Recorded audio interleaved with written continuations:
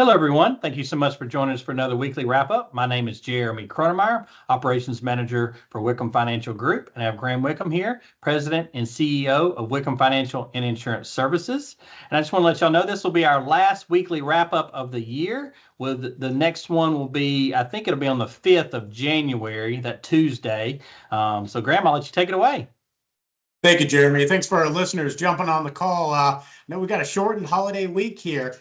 But we did see last week the S&P 500 and the Nasdaq Composite in slightly higher, where the Russell 2000 fell about 1% or just under that.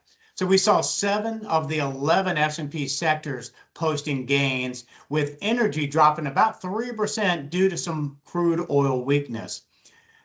Now, if we stay with crude oil, what's going on? We saw that fall to about $55 per barrel. That was the lowest since early of 2021, with some Ukrainian peace talk hopes kind of rising to the surface a little bit here.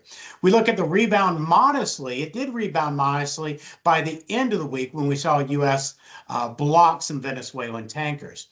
Now, the technology stocks, they dipped on some Oracle financial concerns and what weight that might be put on the AI build-out, so on and so forth. With precious metals like silver and gold, they continued their run. We saw silver up about 8%, gold hitting a record high of about 4,410. Now, going into the labor markets in November, we saw a positive 64,000 jobs and an unemployment rate moving up to about 4.6. In October, we had about 105,000 jobs coming offline. We had the federal buyout. That indicated some gradual weakness, some slowing in the job market. And that's not surprising. We've mentioned all along, even last year coming into this year, we felt like we were going to see maybe the unemployment rates move up slightly, the economy moderate down a bit. If we look at inflation and CPI numbers for November, that was about a positive 2.7% year over year, but that was still below the forecast of 3.1. But that did miss the October data, with Fed Williams coming out warning that any headline news that we have coming out could be a bit understated, since we did have the government shut down for a bit and the delay in some of these reports. We're going into some treasury yields. They fell in hopes that continued rate cut for 2026. And we did see some business activity still expanding, but slowing since June. Service firms face some cost pressures. Now, how does the consumer feel about all this? What's their sentiment? Well, that did rise about 52.9, but still down about 30% below last year, since we saw the one-year inflation expectations moving up a bit to about 4.2%. But kind of go overseas and looking at Japan and UK and the Eurozone and the like, we saw the BOJ raise rates about 0.75%. That was the highest since 30 years.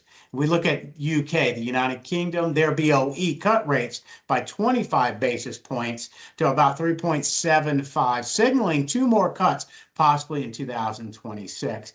Eurozone, their ECB, they kept rates pretty unchanged. That outlook stayed pretty positive. And over in China, their industrial production was up about 4.8% year over year. That was still the slowest since August of 2024. And then at the same time, we saw the retail sales up about 1.3% year over year, but that was the weakest since December of 2022. Now, moving into this week, this shortened holiday week, you know, as Jeremy reminded everyone, we're not going to have the other Macro Monday coming out until January 5th. So we'll be having some economic numbers coming out, but most of that's all going to be flowing out on Tuesday and Wednesday, since we have the shortened session, and Thursday we'll have some Christmas closures. So some key U.S. data to be mindful of that's going to be flowing through. We got the preliminary Q3 GDP estimates. They're expected to be about a positive 3.2%. Now that's going to be down from the Q2 3.8%, but still signaling some healthy growth. And then some other releases that'll be coming out will be the consumer confidence numbers, the durable goods orders, industrial production, and the like. Jeremy? Thank you, Graham. We always appreciate the information and Yep. expertise. And I think you had a message to our listeners if you wanted to let them know.